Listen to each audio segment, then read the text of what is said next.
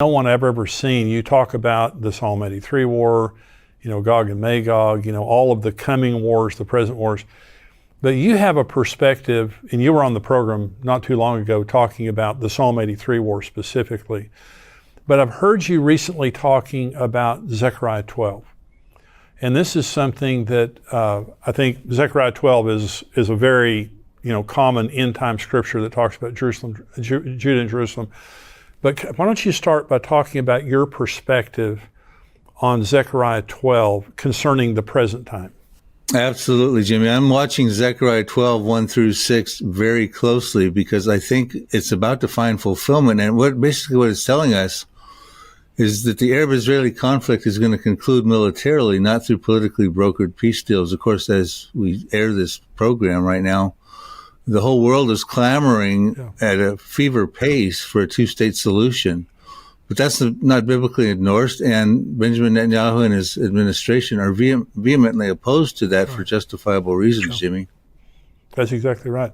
You think there's going to be a military solution in the near term? I do, because when we look at what happened on October 7th with the Hamas massacre, it appears that Pandora's box was opened in the Middle East. The genie got out of the bottle. It's not going to be put back into the bottle, and the lid's not going to be closed on Pandora's box. I've been watching for a long time to see if some of the prophecies involving the Israeli Defense Forces, who exist in numerous biblical prophecies, I've been watching to see when those things might find their final fulfillment. And presently, I'm thinking that time is about now, Jimmy. I think that the military wars are about to happen that conclude the Arab-Israeli conflict. Let's talk about kind of where we are now and kind of progressing forward. Now, so the Psalm 83 war is a war between Israel and their surrounding neighbors, okay, their immediate neighbors. And so obviously, we've seen in the news where Israel's now fighting a 7-front war, basically a 360 war. And so talk about the Psalm 83 war and what you believe is going to happen between now and when there is a military resolve. Yes, I think there's a sequence of events that are probably going to happen that will conclude with the climactic war, final battle over Judah and Jerusalem in Zechariah 12. But as far as Psalm 83 goes, just for your viewers who are maybe not that familiar with it, have maybe perhaps not seen our prior programs, Psalm 83 talks about a confederacy of the Arab states and terrorist populations within them that surround Israel. It was written about 3,000 years ago by the worship leader of King David, Asaph, but who was also a prophet, we're told in 2 Chronicles 29:30. And he predicted that the time would come where Lebanon, where of course you have Hezbollah, Syria, Iraq, Jordan, Egypt, Saudi Arabia, the Palestinians, in ancient Edom, now they're Palestinian refugees today, the Gaza, where the Hamas are, that they would come together in a confederate effort to cut the nation of Israel off, that the name of Israel would be remembered no more. And of course, we saw a precursor of that in 1948, but that did not fulfill the prophecy. So ultimately, we're looking for that prophecy to find a final fulfillment. And when it does, it enables Israel to dwell securely in the midst of the land, a peaceful, tranquil people. They can tear down the walls that they've got inside of Israel and surrounding Israel. And that sets the stage for another big prophecy, Ezekiel 38 and 39, that deals with countries that are from an outer ring of countries, don't share common borders with Israel, including Russia, Turkey, and Iran, and more. And most of your viewers may be familiar with that prophecy. But that prophecy is very important because that's the one that God's going to stop supernaturally. It's too formidable of an offense for Israel to stop it with their defense forces. God will stop it with a great earthquake. That earthquake will cause panic among the troops. It says every man's sword will be against his brother. Then there'll be flooding rains, great hailstones, pestilence, and bloodshed. And of course, the world will know that that was the God of the Jews that did that. And it says after God does that he will make his holy name known in the midst of his people Israel. They shall not profane his holy name anymore. And the nation shall know he's the Holy One of Israel. That's in Ezekiel 39:7. But we're not ready for that yet because Israel does not dwell securely. The walls are still up, and the walls serve their purpose to keep the Psalm 83 countries out from invading Israel. And I think that we're heading now for the final battle in Zechariah 12 that will conclude Psalm 83. And again, this is militarily, not politically. And so what we're seeing in all the hustle and bustle with the international community and all the clamor, put a sense of urgency for a two-state solution so that Israel will normalize relationships with Saudi Arabia and all the Arab states. Well, that's just not going to happen in my estimation. So at some point in time, there's going to be a diplomatic solution with the Antichrist. And there's going to be this answer man that comes on the scene. He makes a false peace with Israel that obviously he breaks 3.5 years into it. And you see that happening in the future pretty good. I mean, in other words, if there's going to be a Psalm 83 war and then peace, do you see the Gog-Magog war happening before the Antichrist or after? I see Psalm 83 preceding Ezekiel 38, and I see Ezekiel 38 preceding the tribulation period for several reasons. One reason, not the primary one, was the one I just talked about. God is going to make his holy name known in the midst of his people Israel, so that he's going to give the world official notice that he's the God of Israel, the covenant-keeping God of Abraham, Isaac, and Jacob, and the promise-keeping God who put their faith in Jesus Christ. And I believe he's going to do that before the Antichrist comes on the scene and tries to manipulate and influence people otherwise thinking they should worship him and take his mark of the beast. So I think that's one of the reasons. The other reason I think it's pre-tribulation, and many of my colleagues would agree with this, is we were given a detail in Ezekiel 39 after that supernatural defeat of the enemies that the Jewish people will be burning the weapons that these enemies bring forward, converting them into fuel for a 7-year period. Now, when you understand that 7 years as it would align itself in end times prophecies, if the Ezekiel 38 battle was defeated and stopped 3.5 years prior to the 7-year tribulation period, they'd have 3.5 years to start converting those Russian weapons to fuel. And then the first half of the tribulation, after they've signed, the Antichrist has confirmed a covenant with Israel for a 7-year period. We find that out in Daniel 9:27 and Isaiah 28 verses 15, this covenant. Then the first half of that 7-year tribulation period, Israel's dwelling in peace. Now it's a pseudo-peace because it's going to be violated at the mid part of the tribulation period when the Antichrist comes on the scene, invades Jerusalem, and goes into the temple and does the abomination of desolation. At that point, even Jesus Christ says in Matthew 24, verse 15, that the Jewish people should flee immediately into the desert, into the mountains, which would be southern Jordan, the Petra area, because Zechariah 13:8 would then come, where the Antichrist would try to commit genocide of the Jews. And it says in Zechariah 13:8 that 2/3 of the Jews will be cut off in all the land. 1/3, we're told in verse 9, will become a remnant that will make it through. So in my estimation, they could burn weapons and convert it to fuel for the first 3.5 years before the tribulation, the first 3.5 years in the first part of the tribulation. But in the second half of the tribulation, they're fleeing, they're not fighting. If anything, they're going to grab a weapon to defend themselves and not convert it to fuel. Well, in other words, looking at the Ezekiel 38 and 39 war, for the first 3.5 years, there are no wars. They're at peace. The second half, there's no victories. In other words, they're running for their lives. There's not this, in the Ezekiel 38 and 39 war, God miraculously prevails, and the God of Israel is known throughout the earth. That doesn't happen during the tribulation, the first half or the second half. And I agree with you on that. Well, let's go back. The Israel is under incredible pressure from the world, and now the Biden administration is also ratcheting up the pressure, basically telling Israel when this Hamas war is over with, including a ceasefire before they invade Rafah, that the United States is ready to unilaterally recognize the Palestinian state. 139 nations of the United Nations already recognize the Palestinian state. And so America is now saying that we're ready to do that. I believe it was last Sunday, the cabinet, Netanyahu's cabinet, voted that they would not recognize any recognition of a two-state solution by the rest of the world. So they're under a lot of pressure.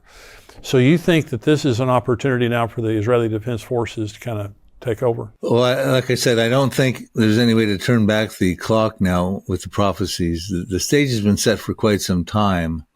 But at this point, I think that we're going to find the fulfillment of Psalm 83, probably Isaiah 17, the destruction of Damascus, maybe Jeremiah chapter 49, verses 34 through 39, where we see a disaster in the west coast side of Iran, another prophecy involving Iran versus Ezekiel 38. So I do see these things all coming into play. The push of the Biden administration is just putting lipstick on the same political pig. In other words, Clinton tried to do it in Camp David in 2000. That failed miserably when Ehud Barak was the prime minister and Yasser Arafat was in charge of the Palestinian Authority. George Bush tried followed those same failed presidential footsteps, 2006, 2007 time frame. John Kerry, as a Secretary of State in 2013, 2014, tried the same thing with the Obama administration. This is nothing new. In order for Saudi Arabia to normalize relationships, they're going to ask for a two-state solution. That's the big carrot. They want Saudi Arabia to join the Abraham Accords and normalize relationships with Israel. But they're going to force the Arab Peace Initiative of 2002, which they put forward, Saudi Arabia, which has some real no-goes for Israel. And it includes a new problem, too.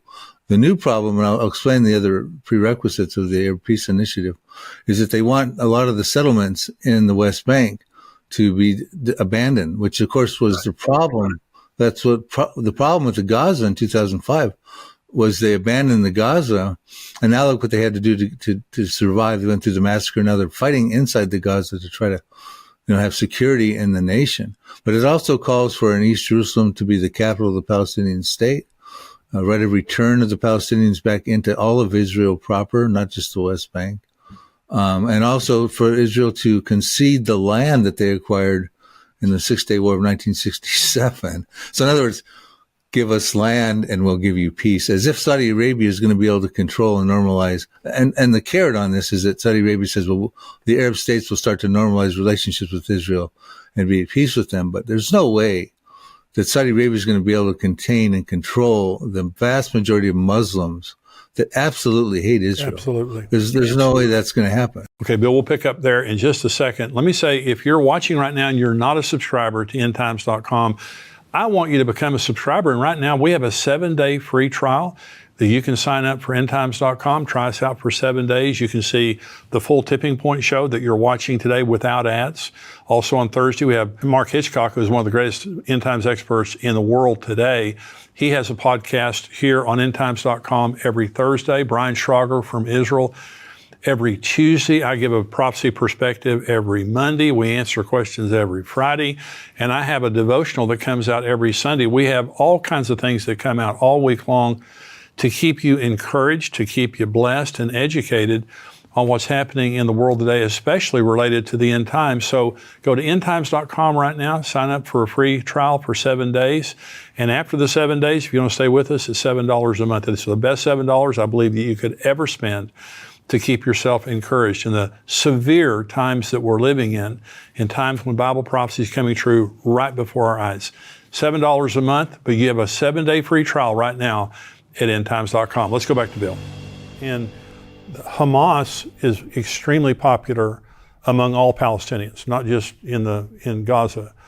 And the Palestinians want Hamas to rule them rather than the Palestinian Authority. Can you imagine a worse nightmare for Israel than to have a state recognized alongside of them, which now puts Hamas in East Jerusalem, in the West Bank, and in Gaza? So it's just a nightmare. Well, let's go to Zechariah 12, Bill. And so you have I so much appreciate your perspective on all end time prophecy. But Zechariah 12 through 14 is a very, very important end time prophecy. Give us what you're looking at related to the fulfillment of that. I will. And I want to caveat that what I'm about to say as I go through these first 6 verses of Zechariah 12, that most scholars for the ages and even today believe that what I'm about to say is related to Armageddon, or I believe it's not. I believe it's a separate and entirely different siege that takes place inside of Judah and Jerusalem versus the one that happens in Zechariah chapter 14, verses 1 through 3, which is dealing with all the nations that captured Jerusalem and those passages. And time permitting, we can compare that. So what I'm about to do is lay out the first 6 verses as I interpret them. I ask your viewers not to take my word for it, but at the same token, I do think this could be actually what we should be watching for. I think it will lead to the final solution of the conflict of the Arab-Israeli age-old conflict. And I think that we're heading toward that in the very near future. So what it says in Zechariah 12, verses 2, and 3. Verses 2 says, "Behold, I will make Jerusalem a cup of trembling," or in some translations, intoxication, unto all the peoples round about the surrounding nations, when they shall be in the siege both against Judah and against Jerusalem. So we have a siege that's forthcoming, and it's not involving all the nations of the world. It's involving the surrounding nations. Every translation that you look at will tell you it's involving the surrounding nations. And the Hebrew word is sabiev. And it clearly talks about the neighborhood, the neighbors around Israel. The surrounding nations at some point are going to lay a final siege against Judah and Jerusalem. Now, it's going to be an unsuccessful siege, and I'll tell you why in just a moment. But that is what they're going to do. Remember, Jerusalem is the third holiest city in Islam. Of course, it's where the Temple Mount is, and the Dome of the Rock, and the Al-Aqsa Mosque. And even though it's not mentioned at one time in the Quran, they still hold fast to the fact that that's their third holiest city. Now, when this siege takes place, the international community is going to go in an uproar and meddle. And it says in the next verse, "And in that day I shall make Jerusalem a burdensome stone for all people, all that burden themselves with it," all those that meddle, the United Nations, the international community, etc., that meddle with it, "shall be cut into pieces, though all peoples of the earth will be gathered," or in some translations, assembled against it. So what I see happening there is that the Arab states, the surrounding peoples, are going to make a final ditch effort to take over Israel, namely Judah and Jerusalem, the capital. And they're going to try to lay siege, and they're going to have support, the full support of the international community. To do that, the international community is going to meddle. God saying, "Don't do that. I'm making Jerusalem a cup of trembling. I'm making it a cup of trembling. Don't get involved. It's going to be a burdensome stone. If you attempt to, it will sorely wound you or cut you into pieces," in some translations. So that's what the stage is being set for. Now we currently see, I'm going to give you an example. This is where most people would say, well, it says all nations, Bill, in verse 3. Why can't they be all the nations in Zechariah chapter 14 or Joel 3 or Armageddon in Revelation 19 or Revelation 16? And I'll give you some quotes in a moment. But I think what we need to understand here is in modernity, there's precedence for the international community meddling with Judah and Jerusalem, especially Jerusalem. I'll talk a little bit about the history if I can, Jimmy, and then we'll see how it's more than intensified now than ever, like you mentioned with the Biden administration and the whole world clamoring for a two-state solution. But we start back in 1947 with UN Resolution 181, which was the partition plan, which called for Israel to become a nation. The United Nations approved that. 1948, of course, the Arabs didn't vote for the Israel to become a nation. They voted against it. And they went to war against Israel in 1948. But in the UN Resolution 181, it called for Israel to be restored as a nation, but Jerusalem was to be an international zone. They were already meddling even back when Israel became a nation. Of course, in 1967, the Six-Day War, Israel won that war. Egypt, Jordan, and Syria had joined from the Psalm 83 countries, and Israel won that war in 6 days. And they took over all of Jerusalem. Oh, excuse me, let me backtrack. After the war in 1948, I got ahead of myself. There was the Armistice Agreement where they actually divided Jerusalem in half. Israel won the war in 1948. Jerusalem got divided in half, the first time ever, and that's not biblically endorsed. Jerusalem is never to be a divided city. And it didn't last more than 20 years because in 1967, going back to what I was saying, in the Six-Day War, Israel won and took over all of Jerusalem, and no longer was it a divided city. However, Israel made the colossal mistake of giving control of the Temple Mount to Jordan, the WAQ, W-A-Q-F, Antiquities Society. So we already see meddling has gone on in 1948, 1949, 1967.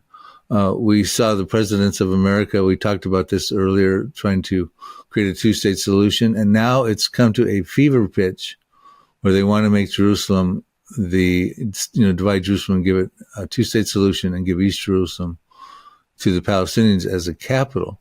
Now that's only going to get worse when this siege happens. The international community is going to be, it appears to be, they're going to side more and more with the attackers, the Arab countries that surround Israel, And God says, don't do that. It'll be a burdensome stone.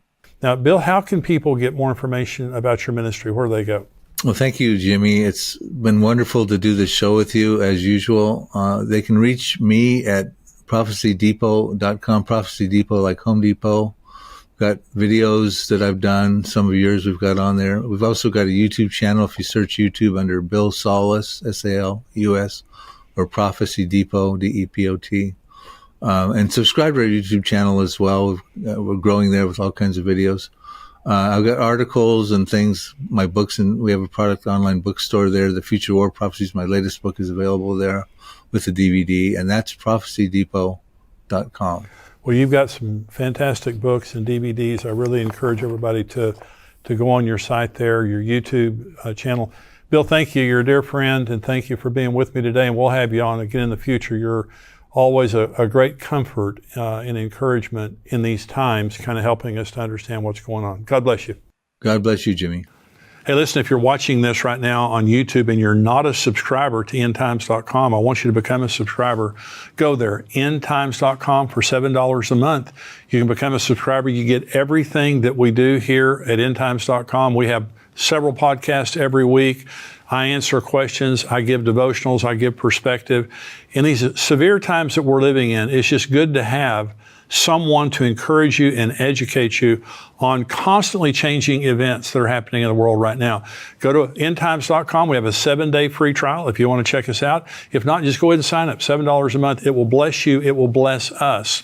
We love it when people become subscribers because you give us the financial basis through which we can continue coming back to you and also expand this ministry. Thank you for joining me today. I'll see you again next